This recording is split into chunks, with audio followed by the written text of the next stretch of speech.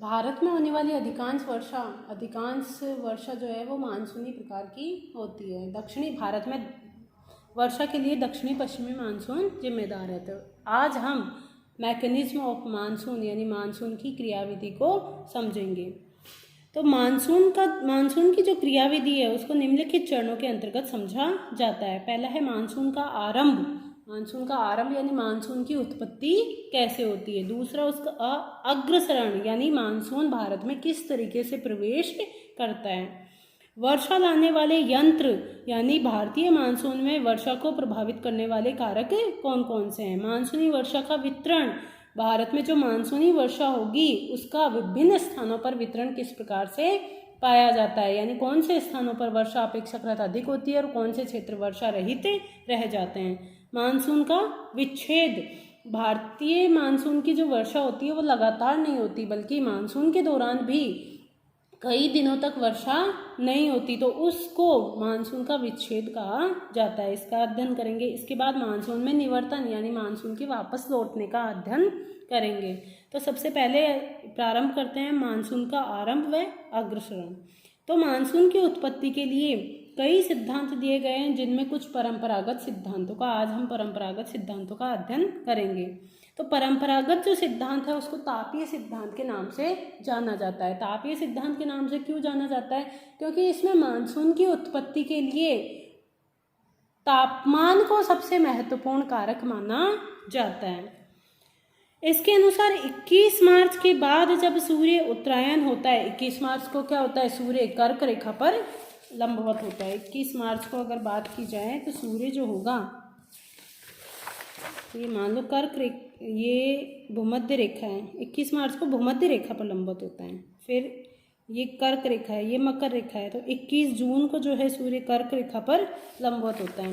तो 21 मार्च से जब जून के मध्य तक सूर्य कर्क रेखा की ओर बढ़ रहा है, जिसे सूर्य का उत्तरायण कहा जाता है, तो उत्तरी भारत में गर्मी बढ़ने लगती है। और मध्य जून तक आते आते, क्योंकि 21 जून के समय सूर्य कर्क रेखा लगभग भारत के यहाँ से होकर गुजरती है, तो कर्क रेखा पर लंबवत हो जाता है, जिसके कारण उत्तरी भारत का टेम्परेचर बहुत ज़्यादा बढ़ जाता है एवं पश्चिमोत्तर भारत व पाकिस्तान का निम्न दाब का क्षेत्र बन जाता है। यानी ये वाला जो क्षेत्र है, पाकिस्तान और भारत का जो उत्तर पश्चिमी वाला जो क्षेत्र है, थार के रेगिस्तान वाला, इस क्षेत्र में क्या हो जाता है, टेम्परेचर अत्यधिक बढ़ जाते हैं, जिसके कारण जो दाब होता है, वायुदाब, वो क्या हो जाता है, न्यूनतम हो जाता है। ये निम्न दाब क्षेत्र इतने शक्तिशाली होते हैं कि दक्षिणी गोलार्ध की व्यापारिक पवनें विषुवत रेखा को पार कर इस ओर आकर्षित हो जाती है। यानी जब ये न्यून दाब क्षेत्र अत्यधिक प्रभावित हो जाएगा तो दक्षिणी गोलार्ध में चलने वाली जो व्यापारिक पवनें हैं वो क्या करेगी, उत्तरी गोलार्ध को भी पार कर जाएगी, और उत्तरी गोलार्ध में पार करने के कारण, आकर्षित होने के कारण दक्षिणी पश्चिमी मानसूनी पवनों के रूप में भारतीय पवन तंत्र का अंग बन जाती है। क्योंकि ये पवनें हजारों किलोमीटर की समुद्री यात्रा के कारण नमी लेकर आती है, अतः यहाँ पर इनसे भारी वर्षा होती है। इस प्रकार मानसून का जो प्रारंभ होगा वो आकस्मिक होता है और तीव्र वर्षा के साथ होता है, इसलिए इसे बर्स्ट ऑफ मानसून के नाम से जाना जाता है। भारत के प्रायद्वीपीय आकार के कारण ये अरब सागर व बंगाल की खाड़ी की दो प्रधान शाखाओं में बढ़ जाती है। यह जो मानसूनी वर्षा होती है, इसमें पर्वतों का वितरण वर्षा का मुख्य निर्धारक होता है। पर्वतीय ढालों के पवन अभिमुख क्षेत्रों में भारी वर्षा होती है और पवन विमुख क्षेत्रों में कम वर्षा होती है। इसको हम निम्न प्रकार से समझते हैं।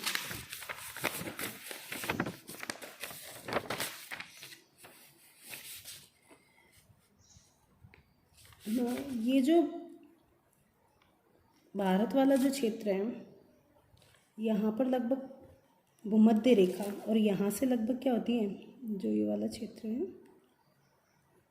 यहाँ से लगभग मकर रेखा गुजरती है, ये है कर्क रेखा गुजरती है, सॉरी। तो ये है भूमध्य रेखा, इक्वेटर, और ये है कर्क रेखा। 0 डिग्री अक्षांश, ये 23.5 डिग्री उत्तरी अक्षांश, ठीक है। तो तापीय अवधारणा के अनुसार क्या होता है कि 21 मार्च को सूर्य इक्वेटर पर लंबवत होता है और 23 मार्च को इक्वेटर पर लंबवत होता है और 21 जून को सूर्य जो होगा वो कर्क रेखा पर लंबवत होता है। तो 23 मार्च से जब जून की तरफ सूर्य का उत्तरायण होता है, अर्थात सूर्य इक्वेटर से जब कर्क रेखा की ओर बढ़ रहा होता है, तो क्या होता है, उत्तरी गोलार्ध में ग्रीष्म ऋतु प्रारंभ हो जाती है। जैसे ही ग्रीष्म ऋतु 21 जून के आसपास सूर्य जब कर्क रेखा पर लंबवत हो जाता है, तो ये जो भारत का दक्षिणी पश्चिमी और पाकिस्तान वाला जो क्षेत्र है, मरुस्थलीय क्षेत्र है क्योंकि ये, तो यहाँ पर टेम्परेचर जो होगा वो क्या होगा, बहुत ज़्यादा बढ़ जाते हैं और तापमान और वायुदाब में विपरीत संबंध होता है, जिसके कारण यहाँ का जो प्रेशर होगा वो क्या होगा, बहुत ही ज़्यादा घट जाएगा। तो यहाँ ये न्यून दाब का क्षेत्र बन जाता है। तो न्यून दाब जो वायु की प्रवृत्ति होती है वो कैसी होती है, उच्च दाब से न्यून दाब की ओर प्रवाहित होने वाली।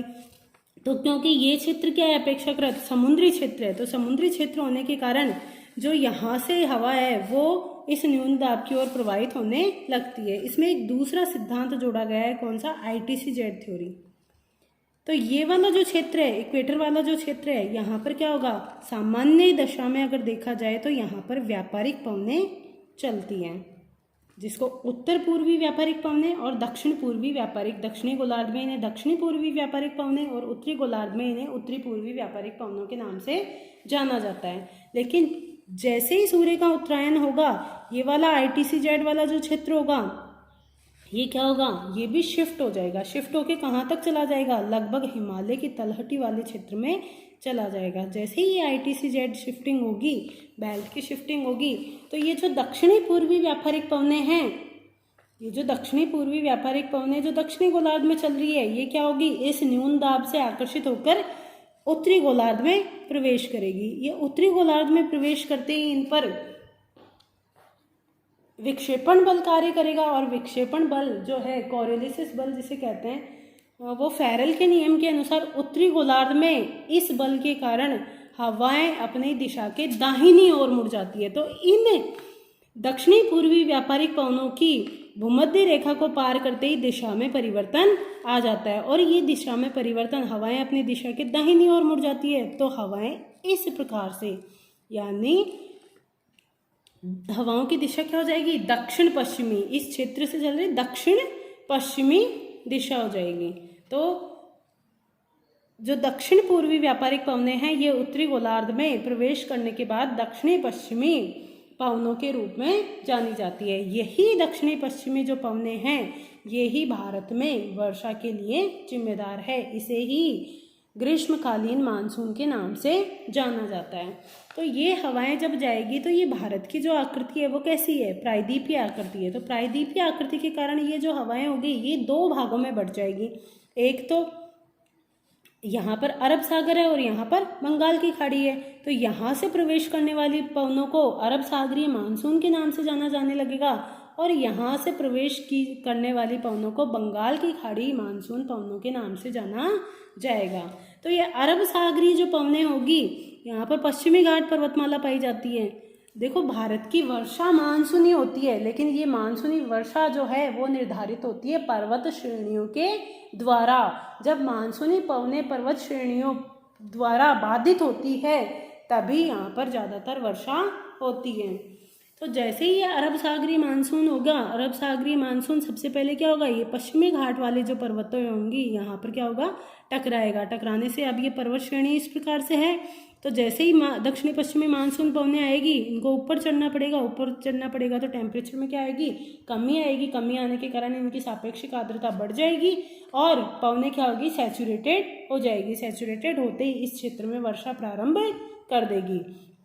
तो इस अरब सागरीय मानसून के कारण पश्चिमी घाट का ये जो पश्चिमी ढाल वाला जो क्षेत्र है, पश्चिमी ढाल वाला जो क्षेत्र है, इस पर बहुत ज़्यादा बारिश होती है। लेकिन जैसे ही पवनें जो होगी यहाँ पर वर्षा करते हुए इसके पूर्वी ढाल की ओर पहुँचेगी, तो पूर्वी ढाल पर पहुँचते ही ये क्या होगी, नीचे की ओर जाएगी। तो नीचे की ओर जाने के कारण क्या होगा, नॉर्मल लैप्स रेट के आधार पर जैसे ही हम वायुमंडल से नीचे की ओर आएंगे तो 6.5 डिग्री सेंटीग्रेड की दर से तापमान क्या होगा, बढ़ेगा। यहाँ घट रहा है ऊपर की ओर जाने पर, तो ऑब्वियसली नीचे की ओर जाने पर घटेगा। तो जिसके कारण इन पवनों की सापेक्षिक आर्द्रता पहले से ही कम हो चुकी है, क्योंकि यहाँ ये वर्षा कर चुके हैं। तो टेम्परेचर बढ़ने के कारण सापेक्षिक आर्द्रता और भी ज़्यादा कम हो जाएगी, जिसके कारण इस क्षेत्र में यह पवने वर्षा नहीं करेगी। तो इसे कहा जाता है वृष्टि छाया प्रदेश, यानी अरब सागरीय मानसून द्वारा पर्वतों के पवनमुखी ढाल पर वर्षा होती है, लेकिन पवन विमुखी ढाल वर्षा रहित रह जाते हैं।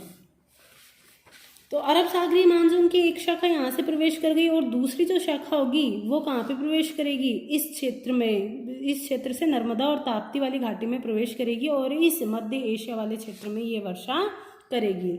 और इसकी जो तीसरी शाखा होगी वो खंबात की खाड़ी वाले क्षेत्र से राजस्थान में प्रवेश करेगी, लेकिन अरावली पर्वतमाला क्योंकि इन पवनों के लगभग समानांतर है, इसलिए इस क्षेत्र में वर्षा न करते हुए ये हिमालय तक चली जाएगी और हिमालय क्षेत्र में वर्षा करेगी।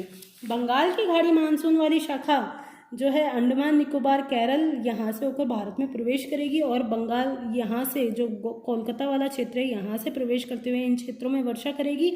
जैसे जैसे ये पश्चिम की ओर बढ़ेगी वैसे वैसे इसकी आर्द्रता में कमी होती जाएगी, जिसके कारण वर्षा की मात्रा भी पूर्व से पश्चिम की ओर घटती जाएगी।